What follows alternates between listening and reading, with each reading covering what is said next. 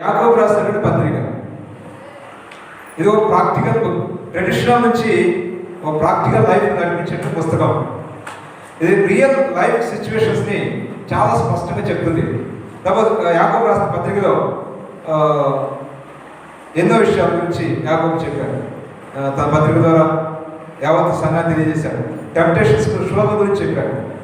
తదుపరిగా అది ఏంటి పైకి ఒక రకంగా లోపల ఒక రకంగా దాన్ని ఏమంట వేషధారణ గురించి చెప్పాడు. తర్వాత ముందుగానే ఒక తీర్మానం చేసేయడం. ఎందుకంటే ఒక సామెత ఉంది కదా, అన్నం మెతుకు చూస్తే మంట ఒక మెతుకు చూస్తే అన్నం ఉడికిందని చెప్పొచ్చని. అది ఇక్కడ చదవదు. మెతుకు చూడగా చెప్పేస్తాను అనేది చదవదు. ఆ వ్యక్తితో సంభాషణ చేస్తే తప్ప ఆ వ్యక్తి గురించి అర్థం కాదు. అందుకే ముందుగానే ఒక వ్యక్తి గురించి తీర్మానం చేయకూడదు అని దేవుడు చెప్తున్నాడు. అదేవిధంగా how to deal with the problems, సమస్యలతో ఏ విధంగా మనం డీల్ చేయాలి. తర్వాత క్రమశిక్షణ గురించి చెప్పాడు. అదేవిధంగా డిసెప్షన్ గురించి చెప్పాడు. రికగ్నైజ్ ద గాడ్లీ విజ్డమ్, దైవిక జ్ఞానం లోక జ్ఞానం గురించి మాట్లాడాడు. యుద్ధాలు పోరాటాలు మీ కుటుంబాలు ఎందుకు వస్తున్నాయి, సంఘాలు ఎందుకు వస్తున్నాయి చెప్పాడు. అదేవిధంగా దేనికి ప్రయారిటీ ఎక్కువ ఇవ్వాలి, అది ఎటర్నల్ ఆర్ టెంపరీ అనేది మనం తెలుసుకోవాలి. తర్వాత ఓర్పు గురించి చెప్పాడు, విశ్వాసం గురించి చెప్పాడు. అనేక విషయాలు యాకోబు రాసిన పత్రికలో యాకోబు సంఘాన్ని టీచ్ చేశాడు. అయితే ఈ సమయంలో యాకోబు రాసిన పత్రిక గురించి మీకు ఒక విషయాన్ని జ్ఞాపకం చేస్తాను. అండ్ అర్జెంట్ ఎమోషనల్ రిక్వెస్ట్ ఇది. నాకు కుక్క కరిసింది, నాడాకోడు చేదు ముందు తీసుకొచ్చి గొంతు తెరిచి మా బాబాయ్ పట్టుకుని పోయింది. నేను అందరూ మర్చిపోయాను. నేను అప్పుడు థర్డ్ క్లాస్ చదువుతాను. గట్టిగా నోరు తెరిచిపోయటం. మా దొడ్లో గీతకి వాతం చేసిందట, ఏదో ఒక రకమైన రోగం చేస్తే గడ్డి తింటలేదని నీళ్ళు తాకలేదు.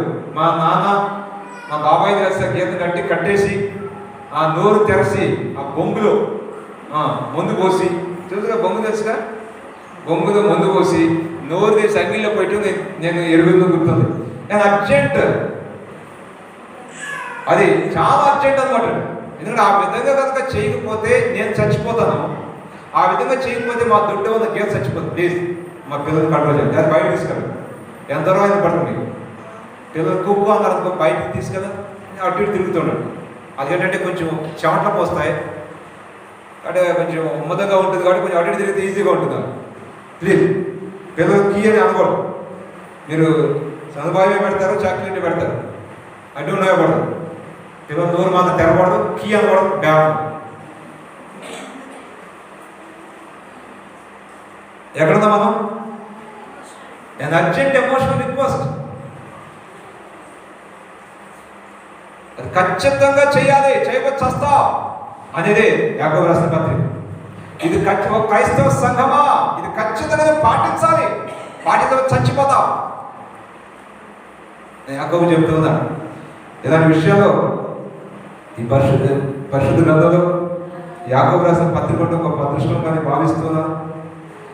అదే సమయంలో ఈరోజు ఒక వాక్యాన్ని తీసుకుని మీకు టీచ్ చేయాలనుకున్నాను. 1వ అధ్యాయం 12 నుండి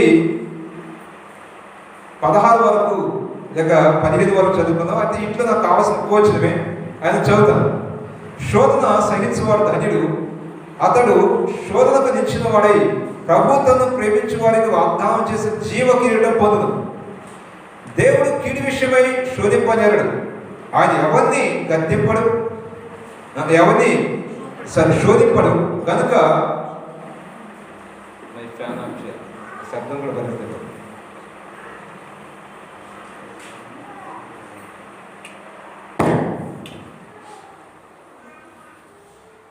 దేవుడు కీడి విషయమై దేవుడు కీడి విషయమై శోధింపబడనేరడు, ఆయన ఎవరిని శోధింపడు కనుక ఎవడన్నా శోధింపబడినప్పుడు నేను దేవుని చేత శోధింపబడుచున్నానని అనకూడదు. ప్రతివాడు తన స్వకీయమైన దురాశ చేత ఏడవబడి మరులు గొల్పబడిన వాడే శోధింపబడదు. ఈ వాక్యం నాకు కావాలని 15వ వచనం. దురాశ గర్భము ధరించి పాపము కనుగా పాపము పరిపక్వమై మరణమును కనును.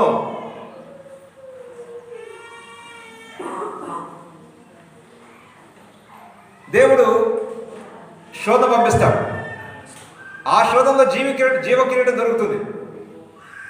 కానీ మనకై మనం దురాశ చేత, ఆశ ఉంట వేరు, దురాశ వేరు, క్రమం వేరు, అక్రమం వేరు, నీతి వేరు, అవినీతి వేరు, ఆశ వేరు, దురాశ వేరు. దురాశ పడి నీది కాంతి ఆశించి దాని గర్భం ధరించి దాన్నే మోస్తూ దాని గురించి ఆలోచిస్తూ ఉంటే పాపాన్ని కంటాం. ఆ పాపం పరిపక్వమై మరణం పొందుతాం. మరణం అంటే దేవుని నుండి దూరం అయిపోతాం. ఈ దురాశ గర్భం ధరించి పాపాన్ని కంటుంది కదా, దానికి ఒక 9 నెలలు గ్యాప్ కావాలి. ఈ పాపం పరిపక్వం అవడానికి కొన్ని సంవత్సరాల గ్యాప్ పడుతుంది. ఈ గ్యాప్లో నీ పాపాన్ని ఒప్పుకొని విడిచిపెట్టావా సరే, లేదా అది రెక్కలు ధరించి ఎగిరి వెళ్ళేది నేను మొత్తాన్ని సర్వనాశం చేస్తుంది. మొత్తం నలు దిక్కులా నాశనమైపోతాం.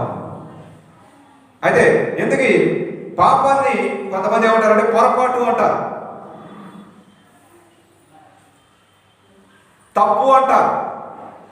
కాదండి, ఓ దైవజనుడు వాక్యాన్ని బోధించిన తర్వాత పాపం గురించి ఎప్పుడు మీరు పాపం గురించి ఎంత కఠినంగా చెప్తారండి పాస్టర్ గారు అని ఒక పెద్ద మనిషి అడిగితే, అప్పుడు ఆ పెద్ద మనిషి ఇంటికి తీసుకెళ్ళి తేనిచ్చేస్తా, తేనె అని రాయబడినట్టు ఒక సీసాన్ని తీసుకొచ్చారు.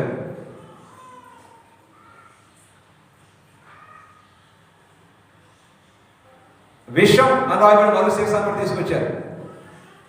2 సీసాలు అక్కడ పెట్టి దాని స్టిక్కర్స్ పీకి ఒకదాని ఒకటి అంటించారు. తేనె అనేది విషయానికి అంటించారు, విషం అని ఏమన్నా దేనికి అంటించారు. మీరు చేయమని ఇదే కదా, విషాన్ని తేనె అని చెప్పమన్నారు. అప్పుడు ఏమవుతుందో చెప్పమన్నాడు ఆయన, పెద్ద ఆయన. ఏమవుతుందని పిల్లలు దాకా చచ్చిపోతారని, ఇంట్లో ఎవరైనా తాగేస్తారు చచ్చిపోతారని. అట్టకి చేస్తాం, మరి సంఘంలో చచ్చిపోతాం. పాపాన్ని పాపంగానే చెప్పాలి.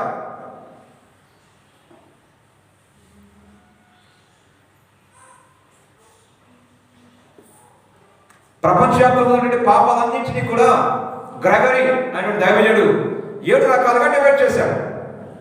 7 రకాలు. మొదటి పాపం మీరు పిక్చర్ మీద చూస్తున్నారు, గర్వం. గర్వం అట ముందెత్తు ఉంటే నాశనం అంటదట. నేను వస్తున్నా పద, నేను వస్తున్నా పద, నేను వస్తున్నా పద అంటదట. ఈ గర్వం డేరా దగ్గర నుంచి డాబా వరకు ఎవరిని వదలటది. అరే, చిరిగిపోయిన బట్టలు వేసుకున్నాడు కదా వాడు, వాడిని ఎందుకు అనుకోదాడ. గర్వం జాలి పడతాడ, దయ చూపిస్తాడా. చిరిగిపోయిన బట్టలు వేసుకుని జుట్టు వేసుకున్న వాడిని కూడా గర్వం వదలదాడ.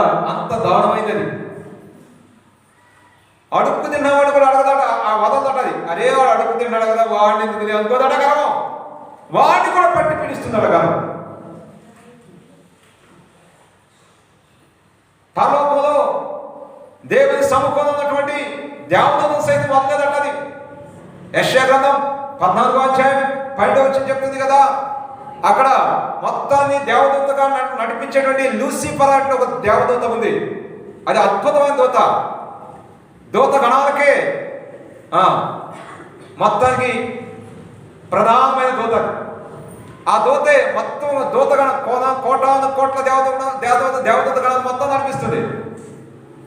అలాంటి దేవదూతలో గర్వం ప్రవేశించింది. దేవుని నుంచి వచ్చే వెలుగు మొట్టమొదటిగా ఎవరి మీద పడుతుందట? లూసిఫర్ మీద పడుతుందట. రిఫ్లెక్ట్ అయి పర్లోకం అంతా వ్యాపిస్తుందట. సూర్యుడు లేడు అక్కడ, చంద్రుడు లేడు అక్కడ, కేవలం దేవుని యొక్క ముఖ వచ్చేస్తే ఆ పట్టణానికి వెలుగుగా ఉంటుంది. మనం అక్కడ వెళ్ళబోతుందా? మన ముందున్న వాళ్ళు అక్కడ వెళ్ళారు, మనం కూడా పర్లోక పట్టణానికి వెళ్ళబోతున్నాం. అక్కడ సూర్యుడు, చంద్రుడు, రాత్రుడు, పగలుడు. దివ్యమైన దేవుని యొక్క సముఖంలో మనం కోటాను కోట్ల సంవత్సరాలు జీవించడం వెళ్ళబోతూ ఉన్నాం. అలాంటి దేవుని సముఖంలో జీవించే దేవదూతను కూడా గర్వం వదలేదు. ఆ లూసిఫర్, అద్భుతమైన లూసిఫర్ ఒక దయ్యంగా మారిపోయింది. దేవుని బిడ్డ, నీలో కనుక గర్వం ప్రవేశిస్తే దేవుని బిడ్డ వల్ల దయ్య బిడ్డగా మారిపోతా. గర్వం అంతా భయంకరమైంది. విద్యాగర్వం ఉంది, కొంతమంది విద్యను బట్టి గర్విస్తూ ఉంటారు. ధనగర్వం ఉంది, కొంతమంది డబ్బుని బట్టి గర్విస్తూ ఉంటారు. అందగర్వం ఉంది, అందాన్ని బట్టి గర్విస్తూ ఉంటారు. సాంఘిక గర్వం ఉంది, వాళ్ళు కొంత కులాన్ని బట్టి జాతిని బట్టి గర్విస్తారు. మీకు ఒక విషయం చెప్తే ఈ జాతి గర్వం, కుల గర్వం గురించి. జీబ్రా ఎంతమంది చూశారు? జీబ్రాని ఎంతమంది చూశారు? జీబ్రా ఎంతమంది చూశారు? జీబ్రా మీరు జంతువు, జీబ్రా అని జంతువుని ఎంతమంది చూశారు? ఒక్కడ. ఎలా ఉంటుంది అది? మరి చేతి చూపిస్తారే మరి, మీరు అంతా తెలుసు మీకు. జీబ్రా ఎద్దు, ఎద్దు అందరికీ త్రోట్లుగా తెలుసు. జీబ్రా చూడటానికి అందంగా ఉంటుంది, కానీ పనిచేసేది ఎద్దే. మనకి మనం ఎద్దే ప్రేమిస్తాం. కొంతమంది మరి పెద్ద కులం అని మరి పెద్ద జాతి అని చెప్పుకుంటే జాతి అహంకారం ఉన్నారు. వాళ్ళు చెప్పుకోవడానికి అందంగా చెప్పుకుంటారు వాళ్ళ గురించి, కానీ అక్కడ వర్క్ చేసేది ఎవరో వాళ్ళని మనం ప్రేమిస్తాం.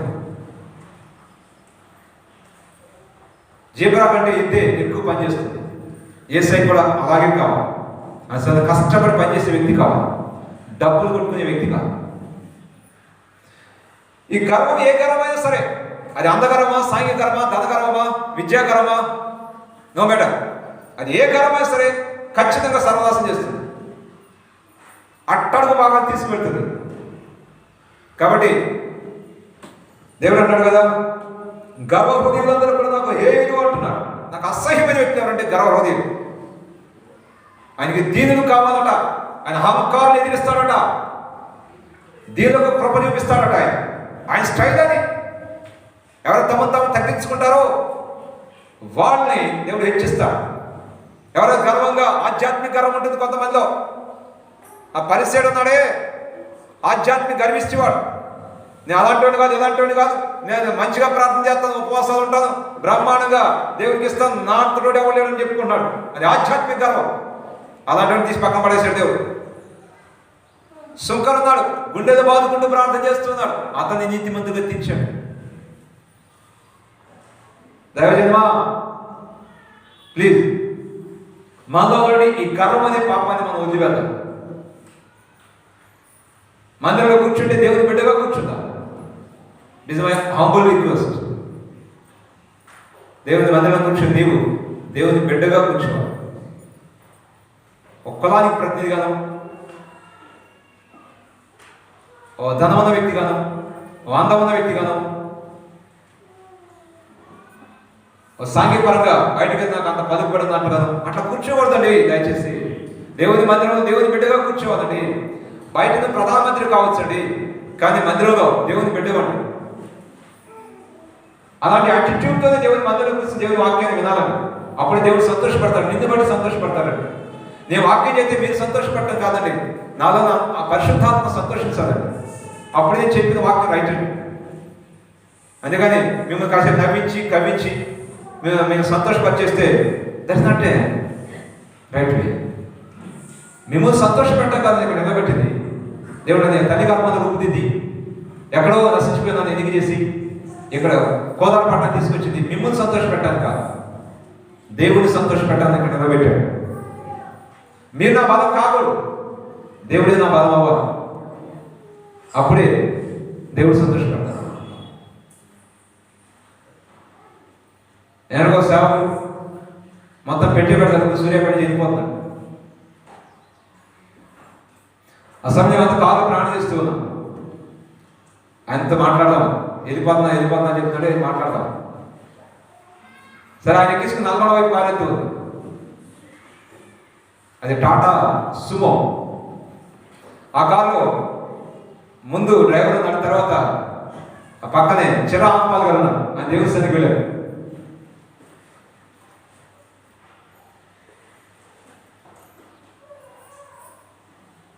అదే కారులో ఇంకొక దైవజనుడు కూడా ఉన్నాడు. సరే, ఆయన అడిగాడు, ఎందుకు సూర్యాపేట ఖాళీ చేసి వెళ్ళిపోతున్నాను అని అన్నాడు కదా.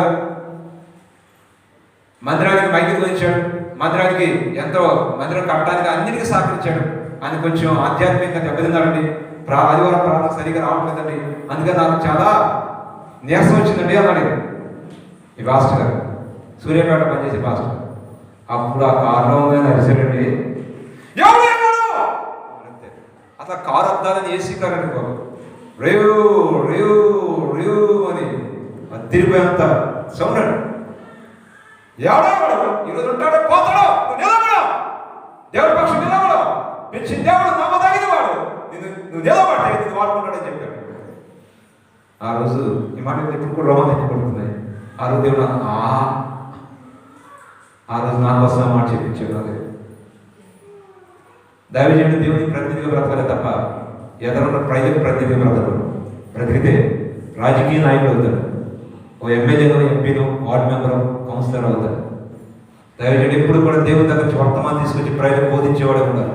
దేవుని సత్తా ఏంటో, దేవుని మాట ఏంటో రుజువు చేసేవాడు కదా ఉండాలి. అతడే నిజమైన దైవజనుడు. ఎదురుమంది మొఖాన్ని బట్టి మార్చేవాడు దైవజనుడు కాదు. ఏదైతే చెప్పమన్నాడు ఈరోజు అదే చెప్తూ ఉన్నాను.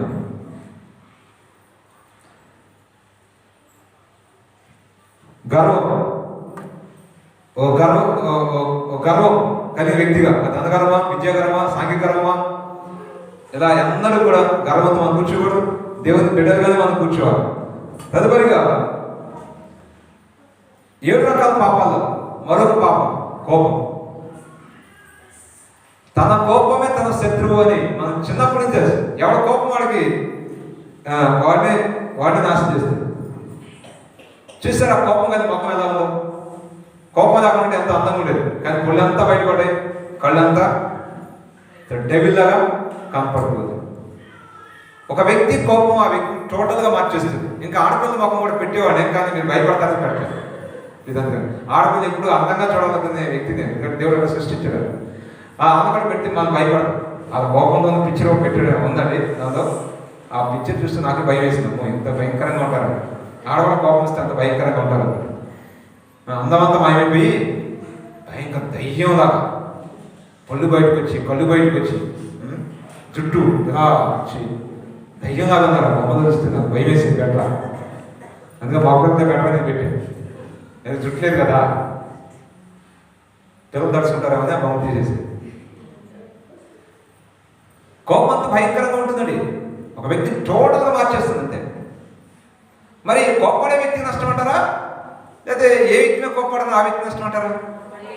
కోప్పడే వ్యక్తికి నష్టం. అతి త్వరలో నరాలు బలహీనత వస్తుంది, నరాలు వీక్ అయిపోతాయి, ఎక్కడక్కడ వీక్ అవుతాయి. అందుకని తన కోపమే తన శత్రువు అని పెద్దలు చెప్పారు. ఆరోగ్యం మొత్తం ఎడ్రినల్ అనే రసం ఉత్పత్తి అవుతుందట. అది కిడ్నీల్ని, గుండెల్ని మొత్తం నాశనం చేస్తుంది. ఎడ్రినల్ అనే రసం కోపం వచ్చినప్పుడే ప్రొడక్ట్ అవుతుంది. అది శరీరంలో నుండి మొత్తం యాంటీబాడీస్ మొత్తం చంపేస్తూ వెళ్ళిపోతుంది. Very dangerous. తన శాంతమే తనకు రక్ష. ఎవరైతే శాంతంగా ఉంటారో వాళ్ళకు ఆరోగ్యవంతంగా కూడా ఉంటారు. చాలామంది కోపిష్ఠులు, రోగగ్రస్తులు, వాళ్ళకున్న రోగాలు డాక్టర్ దగ్గరికి వెళ్తే ఏ రోగం అర్థం కావట్లేదా? ఏ రోగంలో అర్థం కావట్లేదు. అన్ని రోగాలు ఉంటాయి.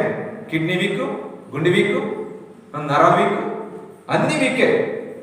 కాబట్టి డాక్టర్ కూడా నిర్ధారిస్తాడు, ఒకటని చెప్పలేడు. యాకోబు రాసిన పత్రిక 1:19 చెప్తుందంటే కోపపడుటకు నిదానించుడి. 37 చెప్తుందంటే కోపపడటం మానుడి. సామెతలు 16:32 చెప్తుందంటే ఓ పట్నం పట్టుకున్న వాడి కంటేదట దీర్ఘశాంతం గలవాడు శ్రేష్ఠుడట. దీర్ఘశాంతం కలవాడు శ్రేష్ఠుడు. పట్నాన్ని పట్టుకుని పట్నాన్ని జయించాడు రాజు కంటే దీర్ఘశాంతం కలవాడు, అనగా చాలా నెమ్మదిగా ఉండే వ్యక్తి ఉన్నాడే, తన జీవితం తన స్వాధీనం ఉంచుకునే వ్యక్తి ఉన్నాడే, ఆ వ్యక్తి చాలా బలవంతుడట. పట్నాన్ని పట్టుకునేవాడి కంటే వీడే బలవంతుడు. ఎందుకంటే వీడు కంట్రోల్ చేసుకోవాలి. కొంతమంది కోపం వస్తే గంటల గొడవలతో నరికేసినారు. భర్త బాధ చెప్పినటువంటి చరిత్రలో భార్య భర్తని నిద్రపోతుండగా బండతో బాధి ఈ గోదావరి పట్టణం చంపేసినారు. ఒక 20 సంవత్సరాల క్రితం, 20 years బ్యాక్. కొడుకులు కోపం వచ్చింది, తండ్రిని ముఖం నరికేశారు. కొడుకు తండ్రి కోపం వచ్చింది, కొడుకుని నరికేశాడు. ఇలాంటి ఏం చూస్తుండవు వార్తలు. కోపంలో ఆఫీసర్ తిట్టాడు, ఇంటికి వచ్చాడు, కోపంలో పిల్లలు ఎదురాగానే మా మిఠాయి ఇచ్చాడు, ఎదురాగానే కోపంలో ఆయన ఒక్కరు తీశాడు. మరి కూతురు ఆడినాడు, ఆ కూతురు ఒక్కడు తీశాడు. భార్య కూడా చూసేవారు, పిల్లలు చచ్చిపోయారు. అయ్యో నా పిల్లలు చంపేశాను ఆయన అని దాని కూడా తీశాడు. మొత్తం చచ్చిపోయారు. వీడు కోపం తగ్గదా, ఇంకా కోపంలోనే ఉన్నాడు. అశుభ్రంగా అందరూ వచ్చి ఏడుపు తింటాడు, మొత్తం ముగ్గురు చచ్చిపోయారు. ఇంక కోపంలోనే ఉన్నాడు అన్నాడు. ఇంకేమన్నారు ఆయన మొత్తం కుటుంబం అంతా పోతే అన్నారు. ఏమో మొత్తం నీ చేతులు చంపుకున్నావుగా, నీ ముద్దు ఆడే కొడుకు చంపావు, ముద్దు ఆడే కూతురు చంపావు, నువ్వు ప్రేమించే భార్యను కూడా చంపేశావు. ఎవరు చంపారు? నేను చంపదు అన్నాడు. అరే చూడరు ఆయన కథ కథ కోపం తగ్గించుకుని చూడు. నిమ్మడమైన చూస్తే వాడు బోరు మీద ఏడ్చాడు. అయ్యో ఇంత ఘోరం జరిగిపోయింది. కోపం నీకే శత్రువు. కోపంలో ఏం చేస్తావో నీకే అర్థం కాదు. కోపంలో టోటల్గా అది సాతానిక హస్తం, అది పాపం. తదుపరిగా అసూయ.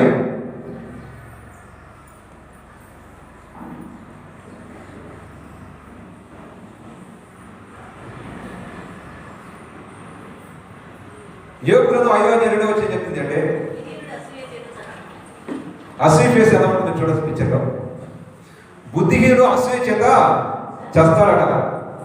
మొదటి సమయ గ్రంథం 18:8-9 ఉంటుంది కదా. సౌలట అసూయ చేత విషపు చూపు నింపాడట దావీదు మీద. ఎందుకని? సౌలుకి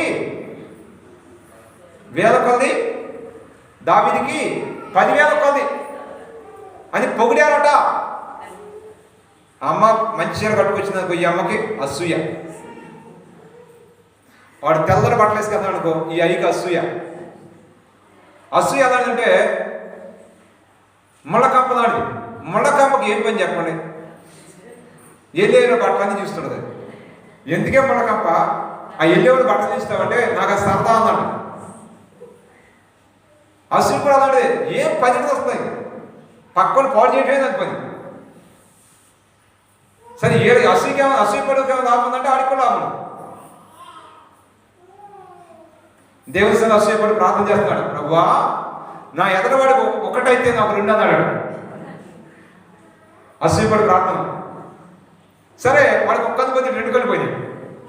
మరి నువ్వు ప్రార్థన చేసావు కదరా, వాడికి ఒక్కటైతే నాకు 2 అని ప్రార్థన చేసావు కదా, వాడికి ఒక్కది తీసేసి నీకు 2 కళ్ళు తీసేసావు.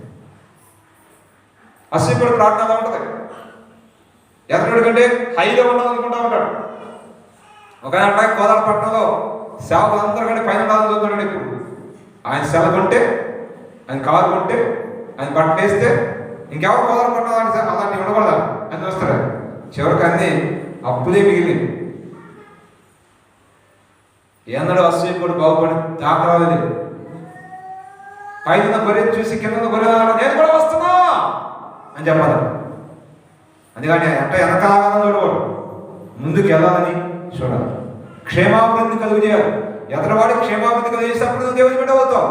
ఎదరవాడి పాడు చేస్తూ చిచ్చేస్తూ పాడు చేస్తూ నాశనం చేస్తుంటే నువ్వేలా దేవుని బిడ్డ అవుతావు? ఇక్కడ అసూయ అనేది భయంకరమైంది. తోటివాడు అభివృద్ధి చెందుంటే వాపలేదు. అలాంటి అసూయకు మనం ఎంత దూరం ఉంటే అంత మంచిది. ఎస్తేరు గ్రంథం 7:10 హామాను అసూయ పడ్డాడట మొర్దెకై మీద. మొర్దెకై మంచి భక్తిపడు. అలా మొర్దెకై మీద అసూయపడి మొర్దెకైని ఉరి తీపించాలని ఉరికై తయారు చేశాడు. ఎస్తేరు గ్రంథం 7:10 ఏం చెప్తుంది తెలుసా? చూడు ఒకసారి ఎస్తేరు గ్రంథం 7:10. ఎస్తేరు గ్రంథం 7:10. Please turn bye. ఎస్తేరు గ్రంథం 7:10. నాతో పాటు రాగలరు అక్కడికి? మీకు ధైర్యం ఉందా?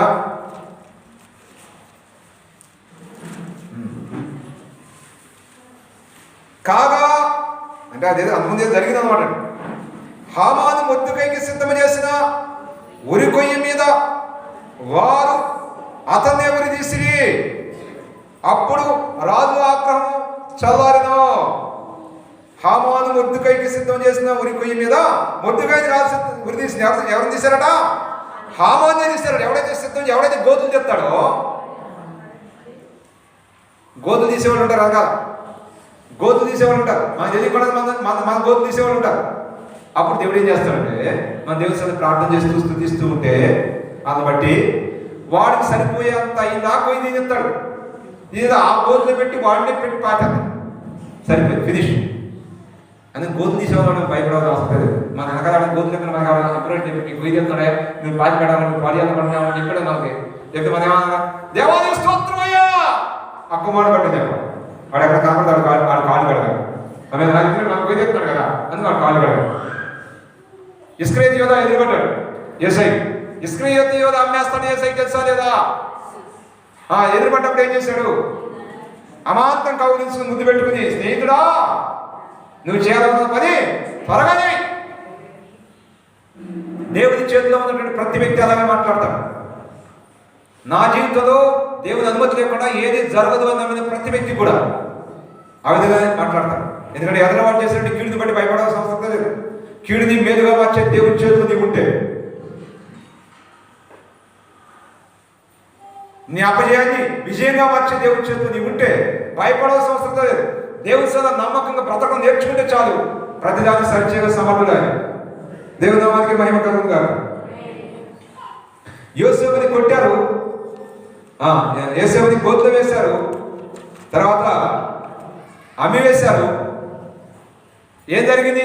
అసూయపడ్డారు, మరింత అసూయపడ్డారు, పగబట్టారు, మరింత పగబట్టారు, గోతులు వేశారు, అమ్మేశారు, ఈ రకంగా చేశారు. అన్నదమ్ము చివరికి వచ్చి ఆయన కాళ్ళే పట్టుకున్నారు, తిరిగి వచ్చి ఆయన కాళ్ళే పట్టుకున్నారు. అసూయపడే నాశనమైపోతాడు.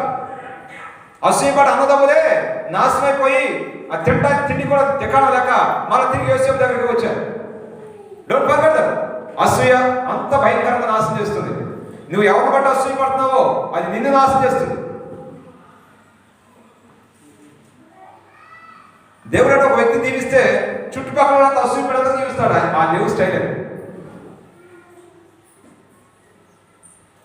వ్యభిచారం ఇది 7 రకాల పాపాల్లో ఏదో భయంకరమైన పాపం.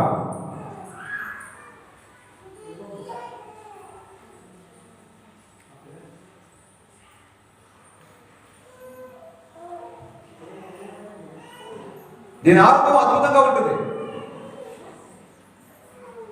సౌందర్యంగా ఉంటుంది, సరదాగా ఉంటుంది, వాంఛనీయంగా ఉంటుంది, మధురంగా ఉంటుంది.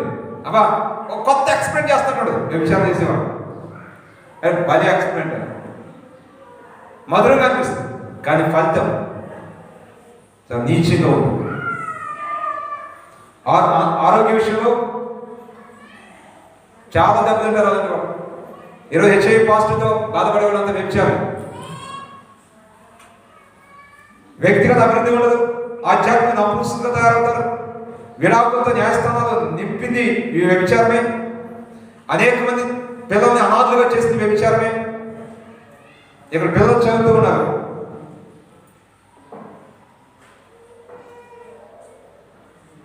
దాదాపు 300 మంది పిల్లలు ఇక్కడ చదివేళ్ళారు. వాడు సంవత్సరం కాదండి, 2 సంవత్సరాలు కాదండి, 6 నెలలు కాదండి, వాడు ఇక్కడ చదివేళ్ళాడు. ఆ చదివే పిల్లల్ని, చావటానికి వచ్చిన పిల్లల్ని మీరు ఒకసారి అడిగితే అది చెప్పి సమాధానం మరి ఆశ్చర్యంగా ఉంటాయి. మా నాన్న అలా వెళ్ళిపోయాడు, ఒక ఆమె తీసుకుని అని చెప్తాడు. ఇంకా మన రాలేదు, ఏమైపోయాడు తెలియదు. ఇంకోటి చెప్తాడు, మా అమ్మ వెళ్ళిపోయిందేటో తెలీదు. ఇలాంటి రిపోర్ట్లు మీరు వింటారు.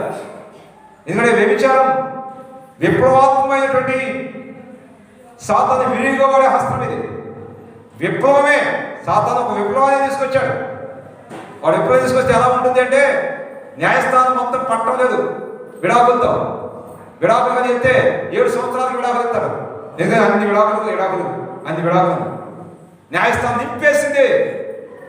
విప్లవాత్మకమైనటువంటి బాణం అది, ఆయుధం అది సాతాను చేతిలో.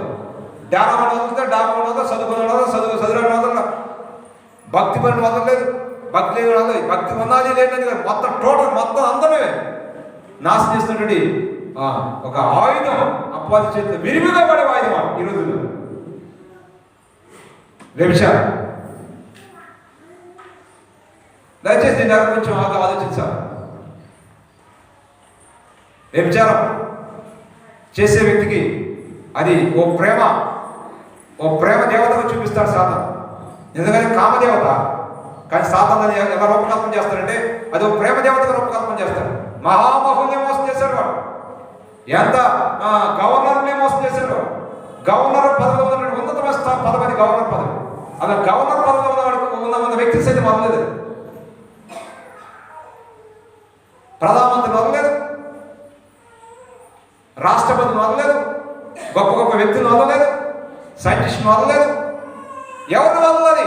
టోటల్గా దొరికినట్టుగా నాశనం చేసి పెట్టింది. ఇది చరిత్ర వెళ్తే మీకు అర్థమవుతుంది. రాజ్యాలు కూడా పతనమయ్యాయి ఒక స్త్రీ వ్యామోహంతో.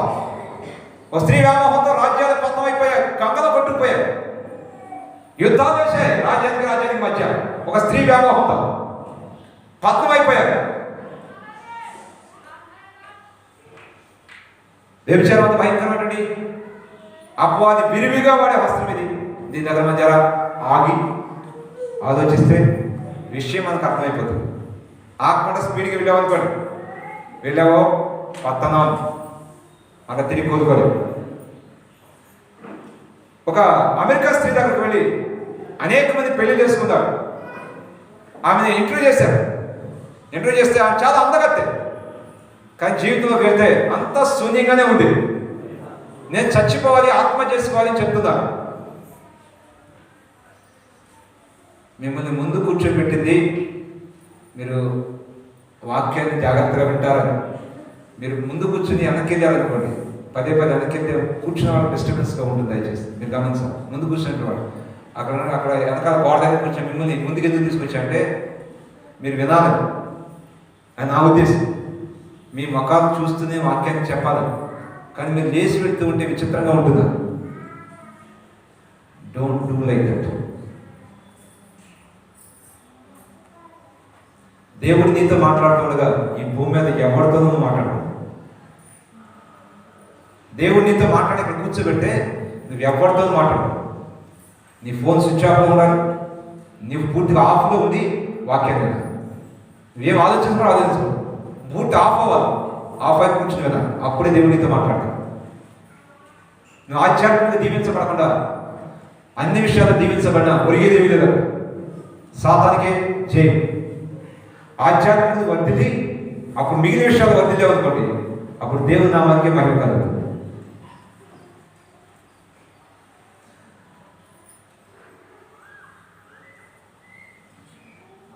భర్తల మార్పిడి వల్ల ఏమైనా మనశ్శాంతి లభించిందా అని అమెరికా స్త్రీని అడిగితే ఆమె చెప్పిన విషయం, ఎంతో అందం ఉంది, ఆనందం ఉంది, కానీ జీవితం అంతా శూన్యమైపోయింది. జీవితం అంతా శూన్యం. పైకి ఆనందంగా కనిపిస్తుంది ఆమె, పైకి మాత్రం అందగత్తే ఆనందంగా కనిపిస్తుంది, కానీ లోపలంతా శూన్యం. ఎందుకు బ్రతకాలి అని ఆలోచన. జీవితం అంతా ఖరాబ్ అయిపోయింది. వ్యభిచారం అంతా భయంకరమైంది. దీనికి కూడా జీతం ఉంది కదా. కష్టపడి విచారణ చేశాం కదా, కష్టపడి విచారణ చేస్తే జీతం ఇవ్వడట. దేవుడు జీతం ఇస్తాడు. ఇంకో జీతం ఏంటో తెలుసా? మరణం. పూర్తిగా దేవుడి ఎడబాటు, టోటల్గా ఎడబాటు. ఎన్నడూ కూడా దేవుడిని రుచికలేవు. అలా బ్రతకడమే దేవుడు. ఒక భర్తతో ఉండే స్త్రీ వ్యభిచారం చేసింది అనుకోండి, అలాంటి కుటుంబాన్ని నెరవేరు. ఆమె ఎలా ఉండేది భర్తతో అంటే పేరుకు మాత్రమే భార్య అంతే. That's all. వాళ్ళిద్దరి మధ్య ప్రేమాదాలు కానీ అవే ఉండవు. అంత కమర్షియల్గా ఉంటారు. ఎందుకంటే దేవుడి భర్తను ఎప్పుడూ దూరం అయిపోయింది. వ్యభిచారం చేసినప్పుడే దూరం అయిపోయింది. వ్యభిచారం అనేది మాయని ముద్ర వేస్తుంది. ఎన్నడూ నువ్వు మత్సం తుడుచుకోలేవు. ట్రిపుల్ ఎక్స్ ఇంకేమన్నా ట్రిపుల్ ఎక్స్ సర్తో కానీ IFB వాషింగ్ మిషన్లో వేసి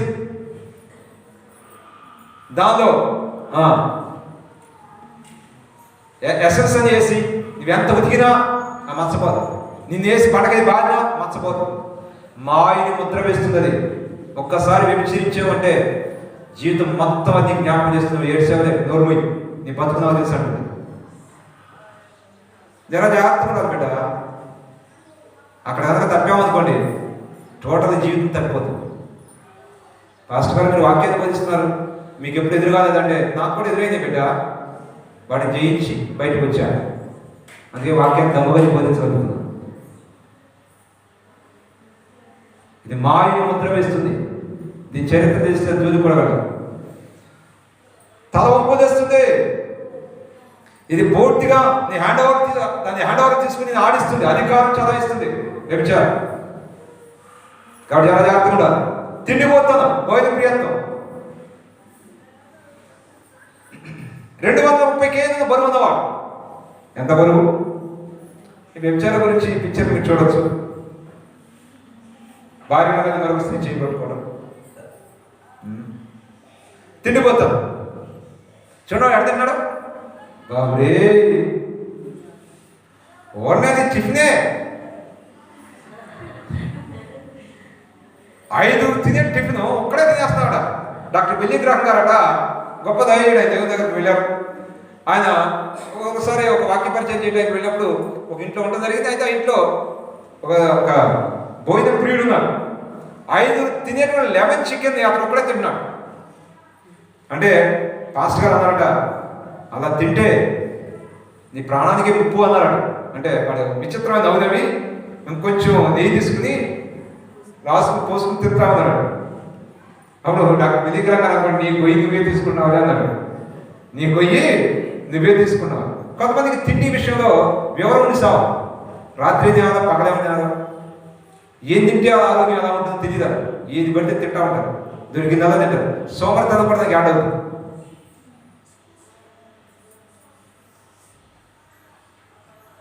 ఈ తిండిపోతనం ఉంది, ఇది చాలా మందిని సుఖ జీవనానికి గురి చేసింది.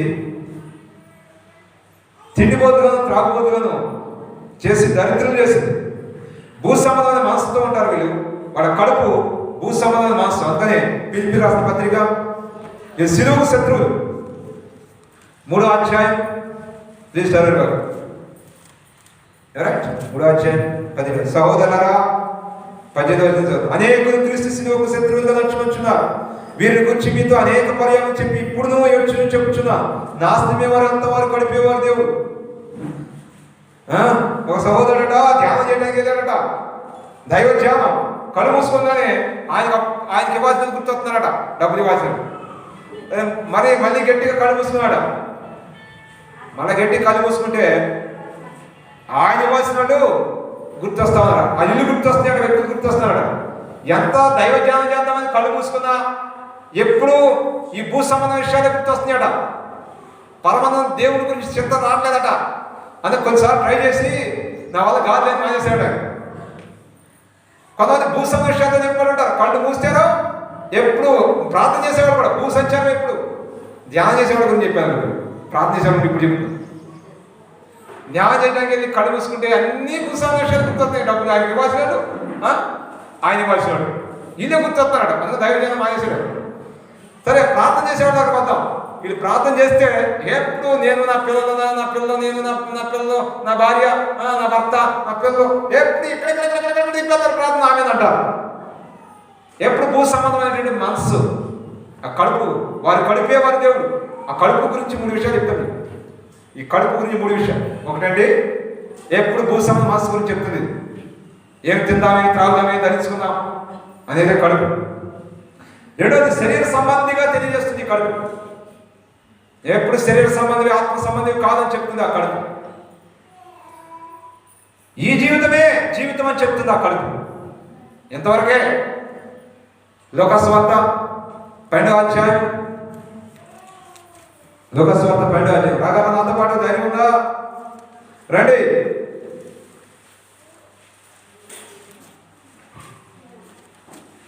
లోకస్వార్త 12వ అధ్యాయం ఏముంది? నా ప్రాణమా అనేక సంవత్సరముల విస్తారమైన ఆస్తి సమకూర్చబడి సుఖించము, తినుము, త్రాగము, సంతోషించమని చెప్పుకుందాం అనుకో. ఈ తిండిపోతు త్రాగబోతున్నది డ్రింకర్స్, ఈతతో వచ్చిన సాగు ఏంటంటే ఈటర్స్ డ్రింకర్స్. తింటాం తాగటం వెళ్తా వచ్చిన సాగు ఏంటంటే వీళ్ళు ధనవంతులు గారు దరిద్రులు అవుతారు. అది వచ్చింది సార్. సరే, ఈ తిండిపోతు తాగకపోతే ఎక్కువ పర్సెంట్ ఎవరంటే ధనవంతులే. ఒక ఆయన అన్నాడు 7 ఎకరాల పొలం తాగేసాడు అన్నాడు. ఎంత తాగేశాడు ఆయన? 7 ఎకరాల పొలం తాగేశాడు. ఎన్ని ఎకరాల పొలం? ఆయన పెరిగి వంశీ ఉద్యోగస్తుడు కూడా ఉద్యోగాలు తాగేశాడు, 7 ఎకరాల పొలం తాగేశాడు. అయితే నా దగ్గర లంచం తీసుకున్నాడు, అవి కూడా తాగేశాడు. మొత్తం తాగేయడమే. కడుపు మాత్రం చూస్తే నువ్వు ఎదిరిపోతావు. ఎంత కడుపు! తాగుబోతాడు, తిండిపోతాడు, గొప్పలు వేసాడు ఎక్కడ లేదు. ఎందుకంటే తింటాడు కదా, మత్తు ఎక్కిద్ది అడిగి ఆలోచన కదా, ఇంకేం ఆలోచించాడు, మత్తు ఎక్కి చూస్తుంటాడు. నడకెట్టా కొడితే ఎలర్ట్గా ఉన్నాడు. తిండి ఎక్కువ తింటుంటాడు అనమాట. తిండి ఎక్కువ తిని ఎప్పుడు మత్తుగా ఉంటాడు. మీరు కూడా ఒకసారి ఎప్పుడు తిండి బాగా ఇడ్లీలో ఏదో బాగా కడుపున వేసుకోండి, మీకు ఎట్లుంటుంది? చదవాలంటే నిద్ర వస్తుంది, ప్రాణం చేయాలంటే నిద్ర వస్తుంది, ఉద్యోగానికి వెళ్ళాలంటే నిద్ర వస్తుంది. ఎప్పుడు ఈ తిండిపోతులు తాగుబోతులు దరిద్ర స్థితిలో ఉంటూ ఉంటారు. అందుకని దేవుడు అన్నాడు కదా, వెరివాడా ఫూల్, ఈ రాత్రి ప్రాణం వచ్చింది, ఇవన్నీ ఆవిడ వగదు. వాడు కడుపు కోసం సిద్ధం చేసుకున్నాడు అన్నమాట. తినుము కడుప, తాగుము కడుప, తినుము కడుప, తాగుము కడుప. కడుప నువ్వు తినవేంటి కడుప? పాడైపోయావా కడుప? కొంతమంది అట బాగా తిని, అదేది ఇంగ్లాండ్ దేశంలో ఫంక్షన్ జరుగుతుంటే మంచి పదార్థాలు ఉన్నాయట, తినే పదార్థాలు. తినేసి మరి బయటికి వెళ్ళి కక్కేసి మళ్ళీ ఏంట్రా సామానికి అర్థం కాదు. గబా తింటం ఎందుకు? బయటికి వెళ్ళి కక్కి మళ్ళీ తింటం ఎందుకు అంటే తిండిపోతాను. అది కలపడిచేస్తారు, ఎత్తిపోతారు, పిచ్చెక్కిపోతాయి.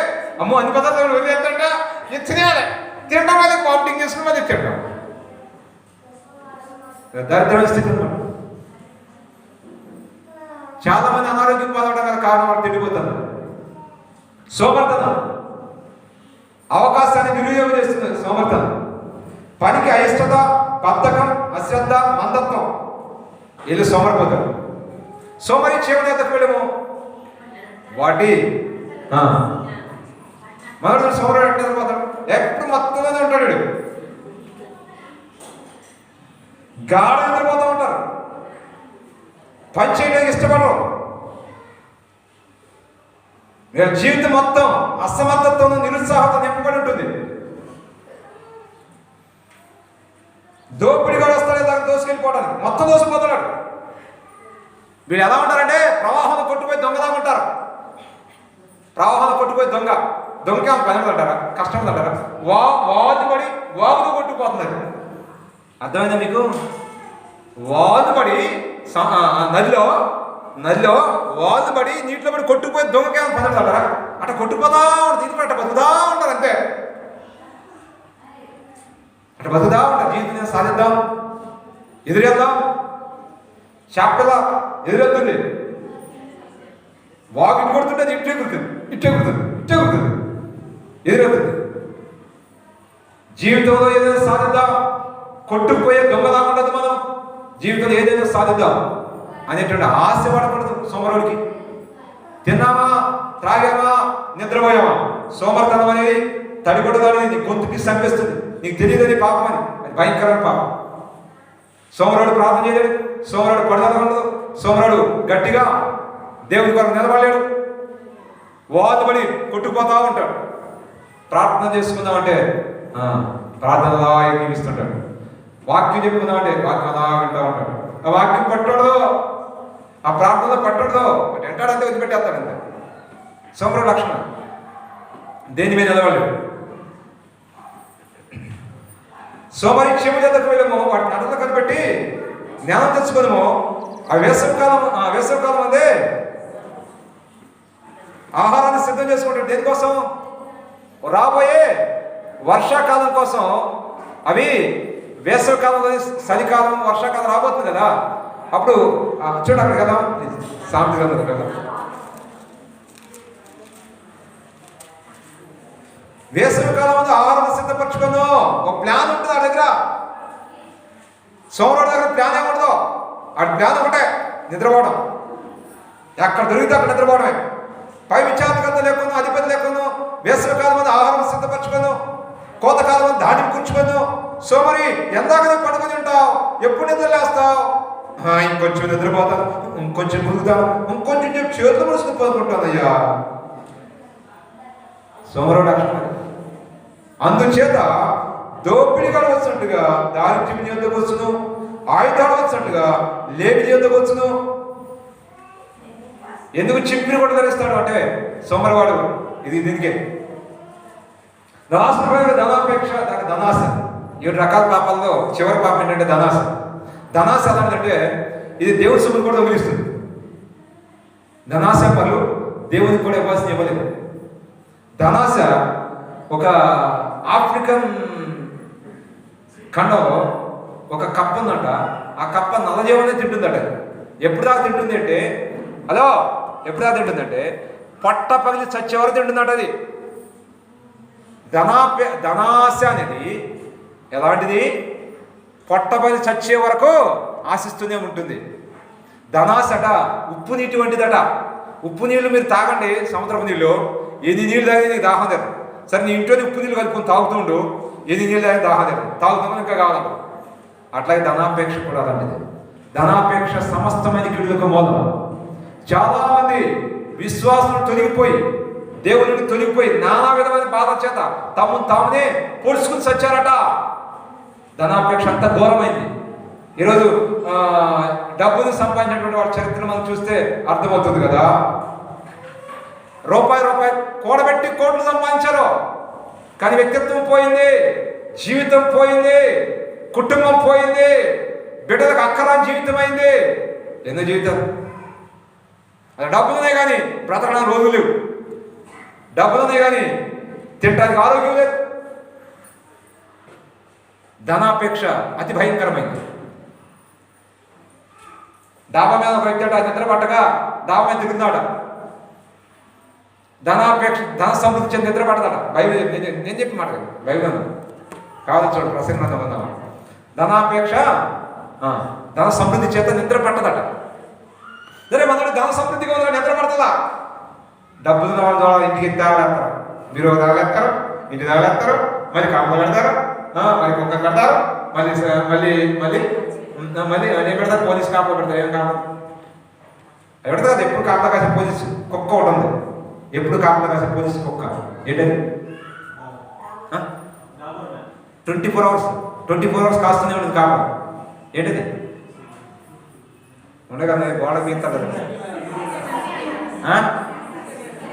సీసీ కెమెరా అండి బాబు.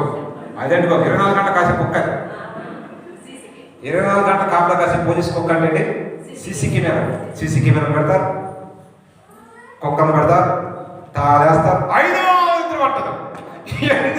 ఇవన్నీ దాటుకుని వచ్చే డబ్బులు ఎవరో తీసుకోవాలని భయం. సరే, ఇవన్నీ ఇంట్లో అయితే భద్రతని చెప్పి బ్యాంకులు పెడతారు, లాకర్లు పెడతారు, లాకర్లు తాళేస్తారు, మళ్ళీ 5 నిద్ర పట్టదు. అసలు బ్యాంకుని దూషిస్తాం.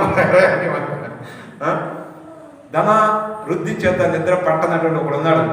డాబా మీద తిరుగుతూ ఉన్నాడు. కింద కూడా హాయిగా నిద్రపోతు, కష్టపడి పని చేసుకు వచ్చాడు, చెమటలు పట్టాడు, నిద్రపోతున్నాడు. అరే, నాకు డబ్బు ఉంది కానీ నిద్ర లేదు, నిద్ర చాలా విలువైంది, ఎన్ని డబ్బుతో కూడా కొనలేకపోతున్నాను దాన్ని, ఎన్ని నిద్ర మాత్రం తిన్నా కానీ నిద్ర సరిగ్గా పట్టి సావట్లేదు అని చెప్పి కింద ఉన్నాడు చూసి అసూయపడి వాళ్ళ దగ్గర ఒక కట్ట పడేశాడు. వాడు తెల్లరపది లేసి కట్ట లెక్కేస్తే దాన్ని 100 రూపాయలు తక్కువ ఉన్నాడు, 10,000. ఈడు అనుకున్నాడు ఇక సాయంత్రానికి దాన్ని 10,000 చేయాలనుకున్నాడు. ఎవడు హాయిగా నిద్రపోయేవాడు. ఇక ఈడికి కూడా పట్టుకుందాం జబ్బు. 10,000, 20,000, 20,000, 1,00,000, 1,00,000, 2 లక్షలు చేయాలి, 2 లక్షలు, 3 లక్షలు చేయాలి. వీడికి పట్టింది జబ్బు. వీడికి నిద్ర పట్ల పైన నాకున్నాయా జబ్బు. ఏదో విధంగా వీడికి కూడా అంటించాడు. కొంతమంది తల్లిదండ్రులు పిల్లలు కట్టిస్తారు ఆ డబ్బుని. ఆ డబ్బు పిస్త ఎక్కువ ఉంటుంది. ఆ డబ్బు పిస్త పిల్లలు కూడా డబ్బుని ఎలా సంపాదించాలి, ఎలా పొదుపు చేయాలి, ఈ పిస్త పత్తాకి ఎక్కిస్తా ఉంటారు 24 గంటలు ఎక్కించి వాళ్ళకి దేవుడు యేసయ్య గురించి చెప్పేదైనా డబ్బు గురించి చెప్పడం ఎక్కువ కొంతమంది తల్లిదండ్రులు. అందుకని అది పతనం అయిపోతూ ఉంటారు. యేసయ్య గురించి చెప్పు, యేసయ్య గురించి నేర్పించు, యేసయ్య సంగ రక్షణ పొందే విధంగా బిడ్డలు పెంచు. యేసయ్యని ఇస్తే చాలు, ఇంకా ఎక్కడికైనా కింగులే. నువ్వు సంపాదించేటువంటి ఆస్తి ఎవరికి కావాలి చెప్పండి? నిజంగా నువ్వు బిడ్డకు సరిగా పెంచితే నువ్వు సంపాదించే ఆస్తి నాకు అవసరం లేదు. కరెక్ట్గా పెంచితే పిల్లలు. మా నాన్న సింగిల్ రూపీ కూడా నాకు ఇవ్వలేదు, దేవుడు నాకు అందించాడు. మనం ఇచ్చే ఆస్తిని ఇంపార్టెంట్ కాదు పిల్లలు. మనం ఏసైని పరిచయం చేస్తే చాలు, నిశ్చయం వాళ్ళు దీవించబడతారు. దేవుని నామానికి మహిమ కలుగును కాదు. నేను ఎంత ఆశ సంపాదించినా నువ్వు పిల్లలు సరిగా పెంచకపోతే ఇక్కడ మొత్తాన్ని ఆశ చేస్తాను. మా ఊళ్ళో ఒక అతను నాకు తెలుసు, ఆ డిగ్రీ చేశాడు, ఎంఎస్ఐ అమ్మాయి తీసుకొని చేశాడు. ఆ తండ్రి 32 ఎకరాల పొలం, పావుల వడ్డీ కూడా తీసేసేవాడు కాదు, విస్తారమైన డబ్బు సంపాదించాడు. అన్ని కంచు పళ్ళాలను వెండి పళ్ళాలను భోజనాలు చేస్తుండేవాడు. అది ఇంట్లో మాత్రం టీవీ, 18 పాదాల్లో ఇంట్లో మాత్రం టీవీ ఉంది ఆ రోజుల్లో. అంత ధనవంతులు. మరి ఏమైంది? చివరికి ఏటర్ దాకా తెచ్చాడు ఆ కొడుకు. ఇంకోటి సరిగా పెంచుతాడు ఆ తండ్రి పోయిన తర్వాత మొత్తం హస్తంతం చేశాడు. టీవీ స్టాండ్ అమ్మితే మా అన్నయ్య కొనుక్కొచ్చుకున్నాడు. ఆయన టీవీ స్టాండ్ మా అన్నయ్య కొనుక్కొచ్చుకున్నాడు. ఏదో కంచు పళ్ళె మీద ఏదో ఉంటుంది కదా పళ్ళెం, అది కూడా కొనుక్కొచ్చుకున్నాడు మా అన్నయ్య. మొత్తం ఊడ్చేసి ఏమిటో సస్తా ఏమన్నా సార్ మా నాన్న సంపాదించి ఆస్తిని చంపిందని చెప్పాడు. కాబట్టి ధనాపేక్ష కలిగి పిల్లలకి ఏదో డబ్బు కూడా పెట్టడం పరిగెత్తవాగా. పిల్లలకి ఏసైని ఇవ్వు, పిల్లలకి సంతోషకరమైన కుటుంబాన్ని ఇవ్వు. మీరు భార్య భర్తలు సమాధానంగా ఉండాలి, సంతోషంగా ఉండాలి. సంతోషకరమైన కుటుంబాన్ని పిల్లలకి గిఫ్ట్గా ఇవ్వాలి. అంతేగా డబ్బులు కాదు. నీ డబ్బు అవసరంగా పిల్లలు సరిగా వేస్తాడు, వాడే సంపాదించువాడు. ప్రార్థన చేద్దాం. సంపాదించదు కూడబెట్టదన్నాను కదా అని మొత్తం ఖర్చు పెట్టేసి అప్పు చేయకండి. అప్పు చేసి పిల్లలకు అప్పులు ఇచ్చారు, ఇవ్వరా నోట్లు అప్పులు ఇచ్చారు. అలాంటి దిక్కుమాల చరిత్ర మాత్రం అవుతుంది. నా ఉద్దేశం ఏంటంటే మీ పిల్లలకి నీకు చెప్తున్న జీవితాన్ని నేర్పించాలి, ఏసైని పరిచయం చేయాలి, ఏసైని రక్షణ పొందే విధంగా వాళ్ళు పెంచాలి. దురాశ గర్భం ధరించి పాపాన్ని కంటుంది. ప్రపంచంలో పాపాలని 7 రకాలుగా డివైడ్ చేయబడ్డాయి. మొదటి గర్వం నాశనాన్ని ముందడుస్తుంది. రెండోది కోపం, నీకే శత్రువని. అసూయ నిన్నే నాశనం చేస్తుంది. బుద్ధి లేని వారు అసూయ చేత చస్తారు. వ్యభిచారం ఇది అద్భుతంగా ఉంటుంది ఆరంభం, కానీ చివరికి శూన్యమే. ఈ రోజుల్లో విరివిగా వాడే అస్త్రం, అపవాది వాడే అస్త్రం, విప్లవాత్మైన అస్త్రం, విప్లవమే తీసుకొస్తున్నాడు వాడు. విరివిగా వాడుతున్నాడు వాడు సాతాను. అది వ్యభిచారం. తిండిపోతనం, భోజన ప్రియత్వం, తిండిపోతూ త్రాగుపోతూ దరిద్రులు అవుతారని దేవుడు చెప్తూ ఉన్నా. సోమరితనం, పనికి అయిష్టత, బద్ధకం, అశ్రద్ధ, మందత్వం ఇది అవకాశాన్ని నాశనం చేస్తుంది. సోదరుడా, నీకు ఇవ్వబడిన అవకాశాన్ని నాశనం చేసేటువంటి శత్రువు ఉంది అంటే నీ సోమర్థమే. అది నీ సోమర్థాన్ని నాశనం చేస్తుంది. తదుపరిగా ధనాశ సమస్త కీడులకు మూలం. చాలా మంది ఈ ధనాపేక్ష గల వారు దేవుని యందు విశ్వాసం తొలగిపోయి నానా విధంగా బాధ తమ పొడుచుకుని సచ్చారు. కాబట్టి దయచేసి గమనించాలి, ఈ 7 రకాల పాపాలు నీలో ఉన్న పాపం ఏంటో. సోదరుడా సోదరి, 7 రకాల పాపాలు ముందు ఉంచబడ్డాయి. 7 రకాల పాపాలు. ఏ పాపాన్ని కట్టబడి ఉన్నావు? గర్వం ఉందా? కోపం ఉందా? అసూయ ఉందా? వ్యభిచారం ఉందా? తిండిపోతనం ఉందా? త్రాగుబోతనం ఉందా? సోమర్తనం ఉందా? ధనాపేక్ష ఉందా? అయితే నీ ఒక్క పని చేయాలి. విడుదల పొందాలంటే, విముక్తి పొందాలి అంటే నీ పాపాన్ని ఒప్పుకో. పాపాన్ని ఒప్పుకుంటే, దాన్ని విసర్జిస్తే, దేవుని కృప కొరకు అర్థిస్తే, పరిశుద్ధాత్మ సహాయాన్ని కోరుకుంటే నిశ్చయంగా దేవుడికి పరిశుద్ధాత్మకి సహాయం చేస్తాడు. యోహాను రాసిన మొదటి పత్రిక 1:9 చెప్తుంది కదా, మన పాపం మనం ఒప్పుకొని ఆ నమ్మదగిన వాడు నీతిమంతుడు కాబట్టి సమస్త దుర్నీతి నుండి మనను పవిత్రులుగా, నా పాపము క్షమించి సమస్త దుర్నీతిని మనం పవిత్రులుగా చేయను అని ఎక్కడ చెప్తుంది. సోదరుడా సోదరి, నీ పాపాన్ని ఒప్పుకుంటే, దాన్ని విసర్జిస్తే, దేవుని దయను వేడుకుంటే పరిశుద్ధాత్మ సహాయాన్ని కోరుకుంటే ఇప్పుడే అందాసపడిన విడుదల పొందాం. ప్రతి ఒక్కరు మోకరించండి, మోకరించి ప్రార్థనలో అడగండి, పరిశుద్ధాత్మ దేవాలకు సహాయం చేయగా, నేను ఈ విషయంలో బలహీనుడయ్యా, నువ్వే నన్ను కాపాడాలి, ఈ పాపం నాలో ఉందయ్యా, నాలో తీసివే ప్రభువా, please help me my Holi father. పరిశుద్ధాత్మ దేవా నాకు సహాయం చేయి. పాపం నీ హృదయంలో ఉండగానేటువంటి శరణ పాస్టర్ గారు పాటలు మావ చేస్తున్నారు. ప్రతి ఒక్కరు మోకరించాలి, మోకాళ్ళ మీదకు రావాలి. ఒకరి మీ చేతులు పైకి చూపిస్తూ, మీ చేతులు 2 హస్తాల పైకి చూపిస్తూ ప్లీజ్ ప్రార్థనలో ఉండండి. దేవుని అడగండి. ఈ ఘోరమైనటువంటి పాపాలని, ప్రపంచ పాపాలన్నీ 7 రకాల పాపాల కిందకి వస్తాయండి. గర్వం ఉందా, కోపం ఉందా, అసూయ ఉందా, వ్యభిచారం, మనస్సు, తిండిపోతనం, బోధ ప్రియత్వం, సోమర్తనం, ధనాశ, ధన వ్యామోహం,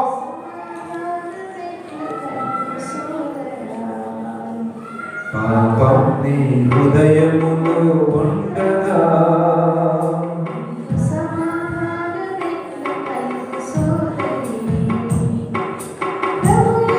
సువాకు నిన్ను దర్శించగా,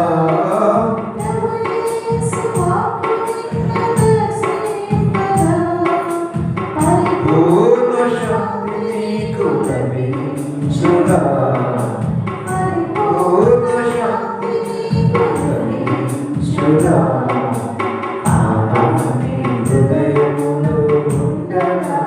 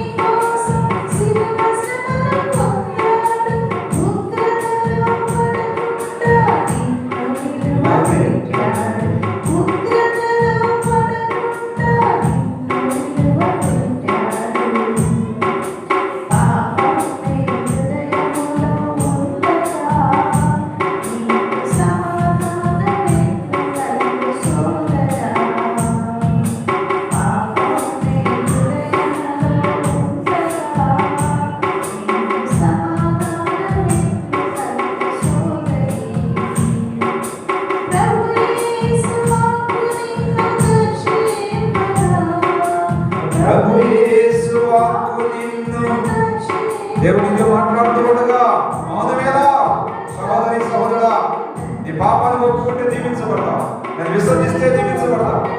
పరిశుద్ధాత్మ దేవుని సహాయాన్ని కోరుకో.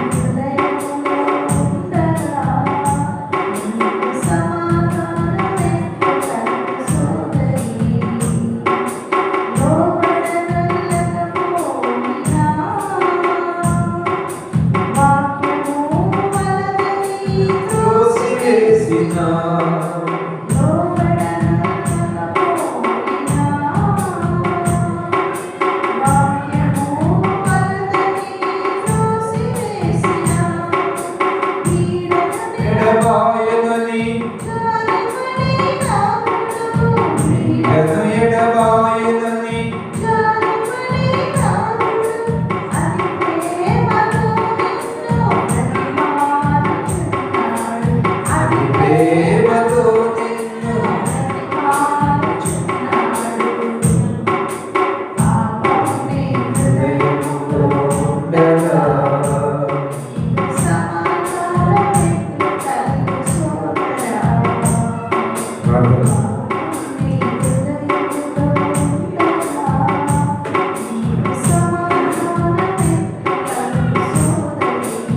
ప్రేమ నమ్మకం మా తండ్రి మా పవిత్రానికి పొందాలయ్యా. నీ కృప జ్ఞాపకం చేసుకోండి.